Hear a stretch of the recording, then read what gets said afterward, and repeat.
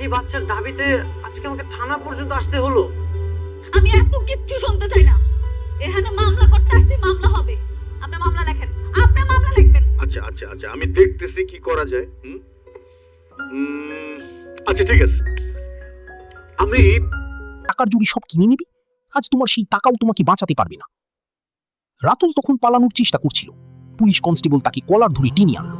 কোথায় যাস শয়তান, তোর তো আরো বড় সাজা বাকি। রাজু কি প্রত্যাবর্ত ও শান্তার পত। অনিক যখন বুঝতে পারলো তার সব শেষ, তখন সে শীষ চাল চাল। সে ভাবলো মেঘলা তো এখনো সেই গরিব ঘরের মেয়ে, তাকে ভয় দেখিয়ে কাজ হবে। অনিক বলল, মেঘলা তুই মামলা করলে কি সব হয়ে গেল? আমার অনেক সম্পত্তি, আমি জামিনে বেরিয়ে তোকে দেখিনি। মেঘলা তখন এক তাচ্ছিল্যের হাসি হাসল। সে তার ব্যাগ থেকে একটা ফাইল বের করে অনেকের শ্বশুর শাশুড়ি আর শান্তার সামনে দিল। মেঘলা বলল, শান্তা তুমি না অনেকেরই বাড়ি আর সম্পত্তির লোভে ওকে বিয়ে করেছিলে? এই দেখো কাগজের নথি। সালমান বিল্ডার্স গ্রুপ, যার আন্ডারে এই সব প্রজেক্ট, তার আসল উত্তরাধিকারী আমি, মেঘলা চৌধুরী। আমার বাবা মারা যাওয়ার আগে তার সব সম্পত্তি ট্রাস্টের মাধ্যমে আমার নামে করে দিয়ে গেছে। ষড়যন্ত্রের জাল ও অনিকের দম্ভ। একটি আধুনিক ডায়াগনস্টিক সেন্টারের করিডোর, চারদিকে সাদা দেয়াল আর ওষুধের গন্ধ। কিন্তু এই শান্ত পরিবেশের ভেতরেই চলছে এক ভয়ঙ্কর ঝড়ের প্রস্তুতি। অনিক, পরনের দামি স্যুট, হাতে দামি ঘড়ি, কিন্তু তার মনের ভেতরটা কুৎসিত কালিতে ভরা। সে অস্থির পায়চারি করছে, কিন্তু তার ঠোঁটের কোণে লেগে আছে এক বিজাতীয় ধূর্ত হাসি। সে ভাবছে, টাকা থাকলে এই দুনিয়ায় আবার কিসের সত্য, কিসের ন্যায়? সে তো অলরেডি ডক্টর রাতুলের মাধ্যমে 20 লাখ টাকার ডিল করে ফেলেছে। ডিএনএ রিপোর্ট যাই আসুক, কাগজে লেখা থাকবে যা অনিক চেয়েছে।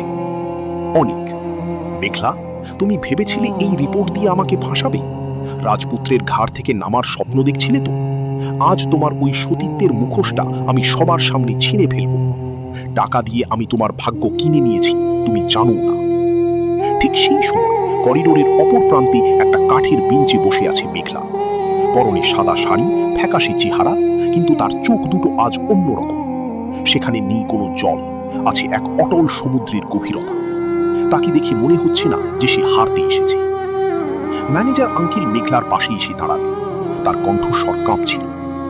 ম্যানেজার আঙ্কেল, মা তুমি কি পাগল হয়ে গেছো? এই রিপোর্টের উপর তোমার জীবন মরণ নির্ভর করছে। অনেকের মতো প্রভাবশালী মানুষের সাথে লড়ার ক্ষমতা কি আমাদের আছে? মা তুমি এত বড় রিস্ক কেন নিলে?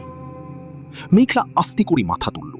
তার শান্ত অথচ দৃঢ় উত্তরটা চারপাশের গোট বাতাসকেও যেন কাঁপিয়ে দিল।